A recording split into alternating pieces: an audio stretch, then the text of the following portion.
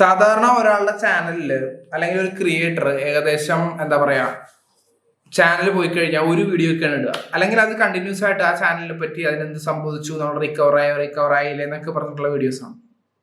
എൻ്റെ കാര്യത്തിൽ വളരെയധികം ഡിഫറെൻ്റ് ആണ്. നമ്മളൊരു സീരീസ് ഓഫ് വീഡിയോ ആണ് നമ്മൾ ചെയ്യുന്നത്.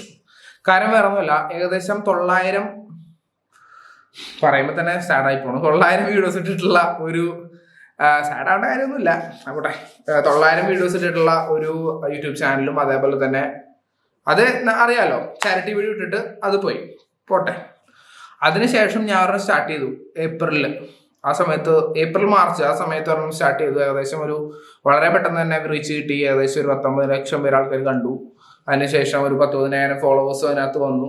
അപ്പൊ ഞാൻ വേൾഡ് കപ്പിന് വേണ്ടി ഒന്ന് റെഡി ആയിട്ട് ഇങ്ങനെ നിൽക്കുകയായിരുന്നു, റെഡിയാക്കാം. എന്നാലും എനിക്ക് നോട്ടിഫിക്കേഷൻ ആയില്ലല്ലോ എന്നുള്ള ടെൻഷൻ ഉണ്ടായിരുന്നു. ഇപ്പൊ എന്തായാലും അത് തീർന്നു കിട്ടി. കാരണം ചാനൽ അതും പോയി.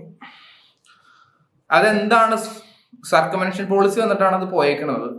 പക്ഷെ ഇതെന്തുകൊണ്ടാണ് ഇങ്ങനെ സംഭവിക്കുന്നത്? ഏകദേശം എൻ്റെ ഒരു 5-8 ചാനലാണ് ഇപ്പോൾ നിയർലി 5 to 8 അത്രയും ചാനലാണ് നിയർലി ഇപ്പൊ എൻ്റെ ഈ അടുത്ത് യൂട്യൂബ് സസ്പെൻഡ് ചെയ്തിട്ടുള്ളത്.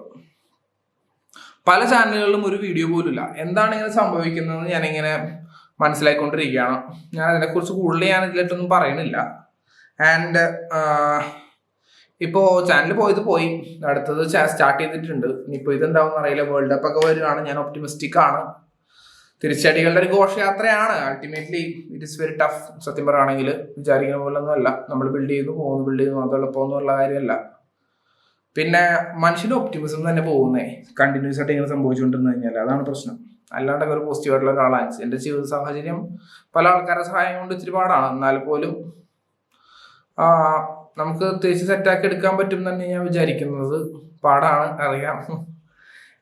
ഇനി ഇതെന്റെ പുതിയ ചാനലാണ്. മറ്റേ അപ്ഡേഷൻ എന്തെങ്കിലും കാര്യങ്ങളുണ്ടെങ്കിൽ വൈകാണ്ട് തന്നെ ഞാൻ അറിയിക്കും. സോ ഗൈസ്, അപ്പോൾ നിങ്ങൾ മാക്സിമം ഇതാരെങ്കിലും കാണുമോന്ന് പോലും എനിക്ക് ഉറപ്പില്ല.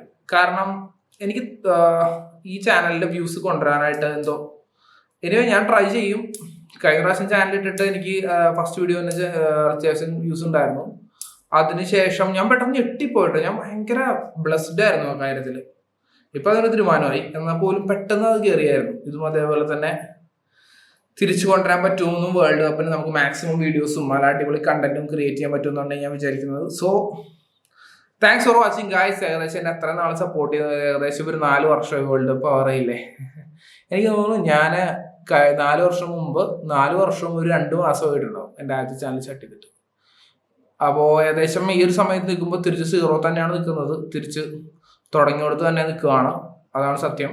എന്നാലും കുറെ എക്സ്പീരിയൻസ് ഉണ്ട്, കുറെ കാര്യങ്ങൾ ഞാൻ പഠിച്ചു, കുറെ കാര്യങ്ങൾ എനിക്ക് മനസ്സിലായി. ഇംപ്ലിമെന്റ് ചെയ്യാൻ ഒരുപാട് പ്ലാൻ ഉണ്ട്. സോ മൂവിങ് ഫോർവേഡ് നമുക്ക് എന്തായാലും കിടിലൻ വീഡിയോസ് ചെയ്യാം. So thanks for watching guys. എന്നെ അറിയുമെന്ന് നിങ്ങൾക്ക് തോന്നുന്ന ആൾക്കാരെ എന്തായാലും ഇതൊന്ന് അറിയിക്കുക. ആൻഡ് വീഡിയോസ് ഒന്ന് ഷെയർ ചെയ്ത് കൊടുക്കുക. ആൻഡ് നമുക്ക് കിടിലൻ വീഡിയോസ് എന്തായാലും ഫുട്ബോളിലും അതേപോലെ തന്നെ എൻ്റെ ക്ലോത്തിങ് ബ്രാൻഡിന്റെ കണ്ടന്റും കൂടി ഞാൻ ഇടാൻ വിചാരിച്ചിട്ടുണ്ട്. സോ അതെല്ലാം നമുക്ക് ചെയ്ത് ഒരു പുതിയൊരു ജേർണി സ്റ്റാർട്ട് ചെയ്യാം. So thanks for watching.